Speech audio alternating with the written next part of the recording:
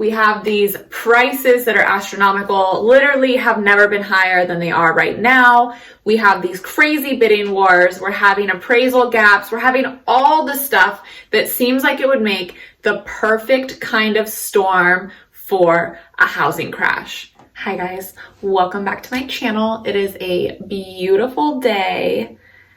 Skies are blue, sun is shining, and I am dying from my allergies. For anyone who also suffers from allergies, I feel so sorry for you. I am right there with you guys. And for all of you who don't have allergies, I hope you know how envious we are of you. So while I'm struggling a little bit today, I wanted to bring you guys a real estate video because, as you know, I try to bring you a video on real estate, business, lifestyle every single week. So here is this week's video on real estate. Is the housing market going to come crashing down soon?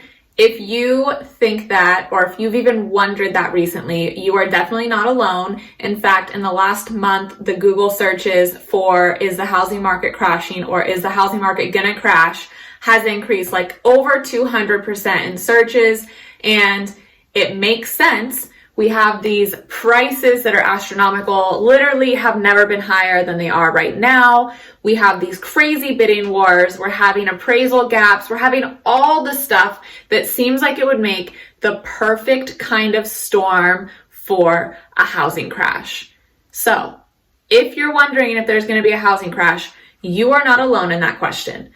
That's what I'm here to talk about today. For those of you who don't know who I am, my name is Chelsea Runnings. I am a residential specialist in Northern California.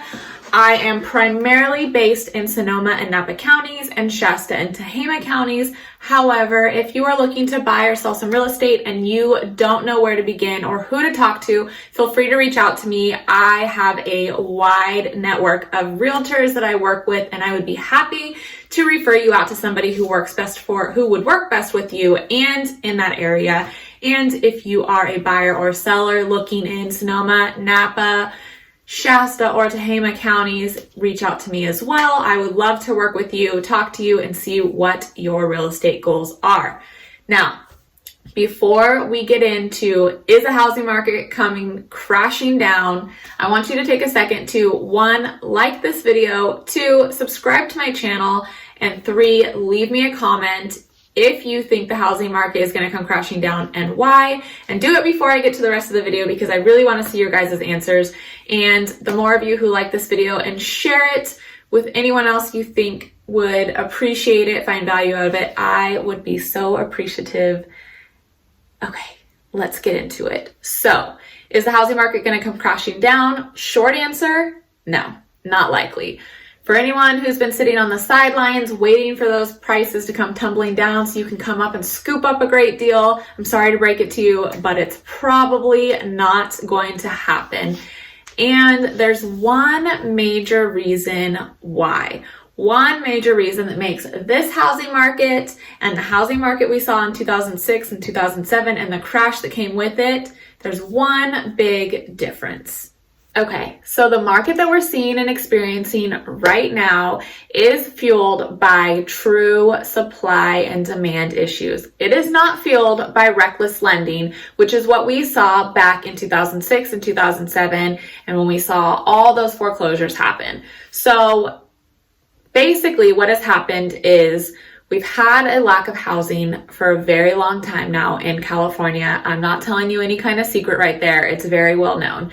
When the pandemic hit, people wanted to spread out. They wanted more space. So they started looking to get out of apartments and out of close-knit communities. And we also had the option to work from home. And now it looks like remote work is going to continue even after the pandemic. So everybody who was commuting and was renting because they were living in a high cost area to be close to work so they could cut down on their commute, they now get to live in a more affordable place and continue to work. So they are helping to fuel this kind of real estate market we're seeing, as well as just anybody who's taking advantage of these historically low interest rates. Now, the difference really comes down to the lending practices. Back then, we had what was known as predatory and reckless lending. Basically, anybody could walk in and say they made a certain amount of money and nobody would verify it and they would just get these loans. Well, if you don't verify and someone tells you they make $700,000 a year and you give them a loan based on that, and obviously they don't make that, they don't even make $100,000 a year, they're never going to be able to afford a mortgage of $700,000. And now I'm being a little dramatic with that, but I'm trying to give you an idea of what the issue was. It was these horrendous loans that people were getting that they would never be able to pay back. And when it came time to pay, they were unable to. And then they were upside down on their mortgages and they did not have equity built up. And that's when the houses were foreclosed on. And that's when we saw that housing crisis happen, that crashing coming down. So the people who are getting loans, first and foremost right now, they can afford it. And secondly, we have much stricter lending regulations than we did before. You have multiple verifications of income. There is a very strict process and regulated process to make sure that you can, in fact, own, or not own, but pay the mortgage that you're getting before you get it. So although people are overbidding on houses and houses are going for over asking, the people who are buying it are the ones who in fact can afford that house. And when that payment becomes due, their lender knows that they're going to be able to pay for it. So that's basically what it really comes down to.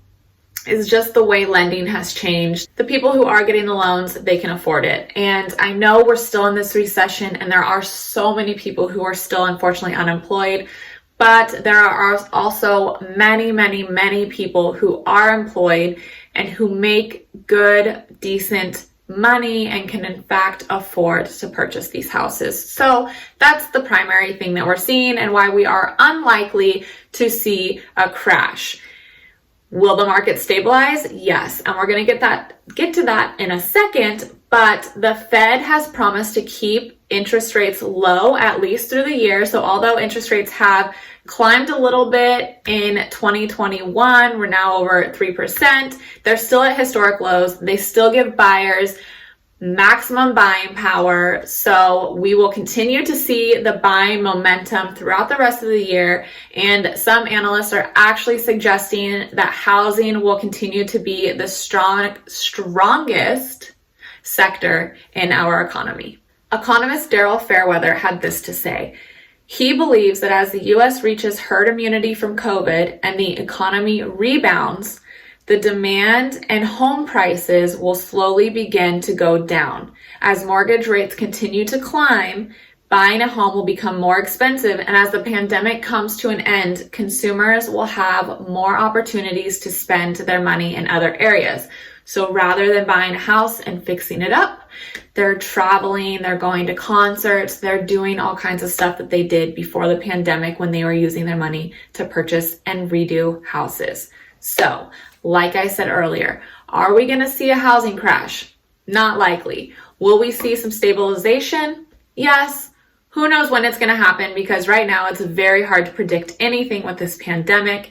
And if you can't afford a house and you've just been sitting on the sidelines waiting for those prices to come crashing down, you are going to miss out on the opportunity to secure a historically low interest rate, which gives you more buying power and ultimately saves you more money, because we all know the bulk of our mortgage payments are those interest rates and that interest fee.